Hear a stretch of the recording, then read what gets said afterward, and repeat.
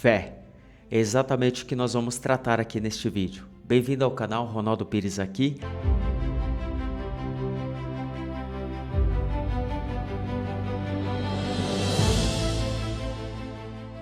E fique comigo até o final, porque eu tenho certeza que você vai aprender coisas profundas a respeito desta pequena palavra, mas que faz uma grande diferença em nossas vidas. Quando olhamos para a Bíblia no Novo Testamento, a palavra fé, por sua vez no grego, é pistis, que significa fidelidade, convicção, firmeza, confirmação. Existe uma outra palavra no grego que é pistel, que significa crer. Logo, nós acreditamos que a palavra fé está condicionada ao crer, ao acreditar. Mas na verdade não. São duas coisas distintas. A fé vai muito mais além. Olhando para a antiga aliança, a palavra fé no hebraico é emuná. E emuná, ela abrange para 4 raízes. Amã, que é firmeza. Emun, que é fidelidade. Imun, que é treinamento. E amém, que é confirmação. Logo, estas 4 raízes que compõem a palavra emuná, nós temos aí o significado de fidelidade, firmeza, treinamento, porque a fé ela precisa ser exercitada, e confirmação, que é o amém. Ou seja, emuná, fé, tudo isso junto significa eu me agarro a isso. Tá vendo como que vai muito mais além do que nós podemos imaginar? Então neste vídeo eu quero trazer para vocês, dentro dos textos, à luz dos contextos, 5 tipos de fé que podem mudar a sua vida. E a fé ela é muito interessante, porque Paulo fala que ela tem níveis. Por exemplo, Hebreus 11:6 fala que sem fé é impossível agradar a Deus. Mateus 8:26 fala a respeito da pequena ou pouca fé. Marcos 5:34 fala a respeito da fé na medida. Mateus 15:28 fala a respeito de uma grande fé. E Mateus 8:10 fala a respeito de uma fé que vai muito mais além. Então eu quero tratar com vocês agora esses 5 tipos de fé, começando primeiro pela fé natural. A fé natural é a convicção de algo ou a veracidade de uma afirmação. A fé natural está condicionada a coisas palpáveis e visíveis. Por exemplo, uma pessoa que tem uma fé natural, de acordo com esta afirmação, de acordo com esta convicção que ela leva, aquilo que ela imaginou, aquilo que ela decidiu, aquilo que ela planejou, isso está tão convicto no coração dela que ela consegue alcançar. Vamos para o texto de Marcos, capítulo 11, versículo 22 e 24. Acompanhe comigo na Bíblia. Ao que Jesus lhe disse: tenho fé em Deus, porque em verdade lhe digo que se alguém disser a este monte, levante-se e jogue-se no mar, e não duvidar no seu coração, mas crer que se fará o que diz, assim será com ele. Olha que coisa interessante. Esta fé natural ela não está condicionada somente a cristão. Esta fé natural não está condicionada somente ao crente. Esta fé natural não está condicionada somente ao protestante. Esqueça isso. A Bíblia diz: se alguém disser a este monte, lança-te e jogue-se no mar, isso vai acontecer. Esta fé natural, muitas pessoas interpretam ela como o poder da afirmação. E a palavra declarada, ela tem poder realmente. Por isso que muitas pessoas utilizam desta fé natural e conseguem alcançar os seus objetivos e sonhos, porque eles têm tanta convicção disso, eles têm tanta convicção que irão alcançar, que de fato acontece. Mas a fé natural, ela está condicionada somente a esta terra, a coisas materiais, coisas que irão passar. Algumas pessoas chamam esta fé natural de um pensamento positivo ou de atração do universo, entre outras coisas. Mas na realidade, todo ser humano ele tem acesso a esta fé natural, e se ele tiver a convicção disso, ele pode alcançar os seus objetivos.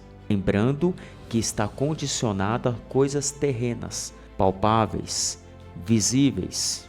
Esta é a primeira fé, a fé natural. Mas nós temos a segunda fé, que é chamada de fé salvífica. Está condicionada unicamente à pessoa de Jesus Cristo. Vamos para os textos? Efésios capítulo 2, versículo 8, vai lá comigo. A Bíblia diz assim: porque pela graça vocês são salvos, mediante a fé.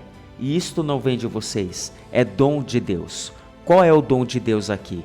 A graça. A graça é um dom de Deus. E esta fé, ela está condicionada a eu crer no Filho de Deus como único e suficiente Salvador. É a fé salvífica. Vai lá comigo no texto de Atos 16:31. A Bíblia diz assim: eles responderam: creia no Senhor Jesus e você será salvo, você e toda a sua casa. Fé salvífica, fé em Cristo Jesus, que Ele é o Salvador. Ainda assim, olhando para a Bíblia, quando você vai no texto de Romanos 10:17, você consegue perceber que esta fé, ela vem pelo ouvir, e ouvir a palavra de Deus. Ainda analisando os textos, vai lá comigo na segunda carta de Paulo aos Coríntios, capítulo 13, versículo 5. A Bíblia diz assim: examine-se para ver se realmente estão na fé. Provem a si mesmos, ou não reconhecem que Jesus Cristo está em vocês, a não ser que já tenham sido reprovados. Fé esta que é mantida em Cristo Jesus. Fé esta que não pode haver rejeição. Fé esta que Paulo declara que ele guardou até o fim. Esta fé que proporciona esta certeza por intermédio do Espírito que você é filho de Deus e que Cristo é o seu Senhor e Salvador. Fé esta que une os irmãos em comunhão para proclamar e declarar que Cristo é o único mediador entre Deus e os homens. Fé esta que dentro ainda desta comunhão, a declaração que Jesus Cristo, Ele é o caminho, a verdade e a vida. Você crê que Ele é o seu Senhor e Salvador? Toda honra e glória seja dada ao Senhor Jesus. Terceiro tipo é o dom da fé. Esta fé está relacionada ao texto de 1 Coríntios capítulo 12, versículos 7 ao 9. O dom da fé é concedida pelo Espírito para um propósito de reunir, contribuir, ajudar na edificação da igreja. O dom da fé é algo que move o mundo espiritual, revelando o sobrenatural. Este dom, ele está ligado literalmente ao mundo espiritual, que está fora da realidade humana, que é impossível para o homem realizar, senão por um Deus todo-poderoso, senão pela atuação do poder do Espírito Santo. Dom este que somente pode ser utilizado por intermédio do Espírito Santo. E o Espírito Santo é quem deposita este dom a cada um de nós, de acordo com a sua escolha. Vou dar um exemplo aqui para vocês a respeito de Moisés. Êxodo 14, do 13 ao 14. Êxodo 14, do 13 ao 14. Cadê você? A Bíblia diz assim: Moisés, porém, respondeu ao povo: não tenham medo, fiquem firmes e vejam o livramento que o Senhor lhes fará no dia de hoje. Porque vocês nunca mais verão esses egípcios que hoje vocês estão vendo. O Senhor lutará por vocês, fiquem calmos. Dentro do contexto, Moisés, junto com o povo, um pouco mais de 2 milhões de pessoas, estão encurralados. Não tem para onde ir. Então calma. Eu não sei o que Deus irá fazer, mas alguma coisa Ele irá fazer. Moisés exercitou este dom da fé naquele momento. E a Bíblia diz que o mar se abriu. Dom da fé. Nós temos agora a fé como fruto do Santo Espírito. Meu irmão. Esta fé ela é concedida pelo Espírito, expressando uma caminhada no Espírito, de comunhão com Ele e uma vida no Espírito. Gálatas capítulo 5, do versículo 22 ao 25. Vai lá comigo. A Bíblia diz assim: o fruto do Espírito é o amor, a alegria, a paz, a longanimidade, a benignidade, a bondade, fidelidade. Esta palavra fidelidade aqui é pistis, que é fé, a mansidão e o domínio próprio. Contra estas coisas não há lei, e os que são de Cristo Jesus crucificaram a carne com as suas paixões e os seus desejos. Agora preste atenção aqui. Se vivemos no Espírito, andemos também no Espírito. Ou seja, uma pessoa que tem o Espírito Santo, automaticamente este fruto está nela, e com isso ela precisa expressar isso. De que forma que nós apresentamos uma vida no Espírito? quando nós apresentamos este fruto. O fruto é o amor, tudo provém dele, mas do amor ramifica outras características. E todas elas complementam este único fruto. E isso precisa ser expressado, isso precisa ser trabalhado, isto precisa ser praticado. A fé como fruto, ela revela a sua conduta. Quer uma prova? Diga, prove. Vai lá comigo no texto, Tiago, capítulo 2, a partir do versículo 14. Eu preciso ler esse texto com vocês, irmãos, porque o que o Tiago diz aqui é exatamente a expressão deste fruto da fé. É algo sobrenatural. Isso daqui muda tudo. A Bíblia diz assim: meus irmãos, qual é o proveito se alguém disser que tem fé, mas não tiver obras? Será que essa fé pode salvá-lo? Se um irmão ou irmã estiverem com falta de roupa e necessitando do alimento diário, e um de vocês lhe disser, vão em paz, tratem-se de se aquecer e de se alimentar bem, mas não lhes dão o necessário para o corpo, qual é o proveito disso? Ou seja, você está vendo seu irmão passando por necessidade e você fala para ele, eu vou orar pela sua vida. Ah, irmão, faça o favor, né? Tribulado. Assim também a fé, se não tiver obras, por si só está morta. Por que apresenta esta fé como fruto? Para que você possa frutificar na vida das pessoas. O fruto não é para benefício próprio. O fruto é para você transbordar na vida das pessoas. A fé, como fruto, ela serve como um alimento para que os outros possam ser beneficiados.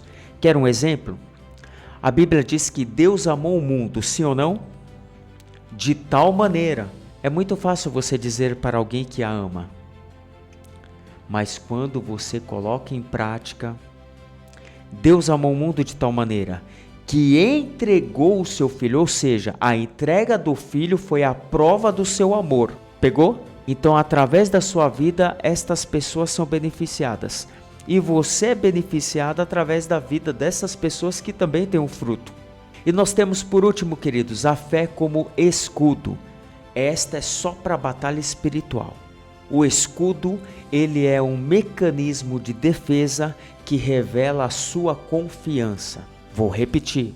O escudo na batalha espiritual que está relacionado à fé está apontando para uma pessoa ao qual você confia. Quando você utiliza esse escudo da fé, você está na defesa, confiando em Deus sobre aquilo que Ele irá fazer em favor da sua vida. Na batalha espiritual, queridos, nós precisamos aprender a utilizar a armadura espiritual de Deus. Essa armadura é de Deus. Nós temos este escudo que é algo fantástico, que expressa a nossa confiança em Deus. Nós temos também a espada, que é a palavra. Então, na batalha espiritual, há momentos que você vai guerrear, que você vai atacar com a espada, que é a palavra. Lembra de Jesus lá no deserto? Lembra que ele utilizou a palavra contra o inimigo? Há momentos na batalha espiritual que você tem que declarar a palavra. Ela é sua espada. É momento de ataque. Mas existem momentos que você precisa ficar na defesa. Porque é exatamente neste momento que você expressa sua confiança em Deus. Defesa. Escudo. Vamos para o texto de Efésios capítulo 6 a partir do versículo 11. Vai lá comigo. Vistam-se com toda a armadura de Deus, para poderem ficar firmes contra as ciladas do diabo. Porque a nossa luta não é contra sangue e nem carne, mas contra principados, potestades, contra os dominadores deste mundo tenebroso e contra as forças espirituais do mal nas regiões celestiais. A batalha é espiritual. Por isso, peguem toda a armadura de Deus para que vocês possam resistir no dia mau e depois de terem vencido tudo, permanecer inabaláveis. Como você vai permanecer inabalável?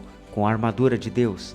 Precisa aprender a usá-la. Portanto, fiquem firmes, cingindo-se com a verdade e vestindo a couraça da justiça.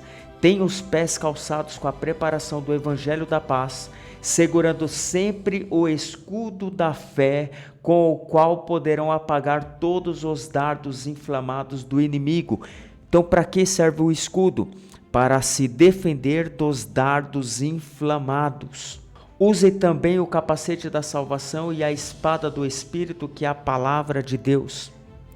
Como eu disse, precisamos aprender a usar esta armadura espiritual para lutar nas regiões celestiais, porque a nossa luta não é contra carne nem sangue, mas sim contra principados, potestades, príncipe das trevas e hostes espirituais, e isso é uma realidade, porque o mundo espiritual é mais real do que tudo isso que nós vemos. Isso aqui é muito sério. Fé como escudo.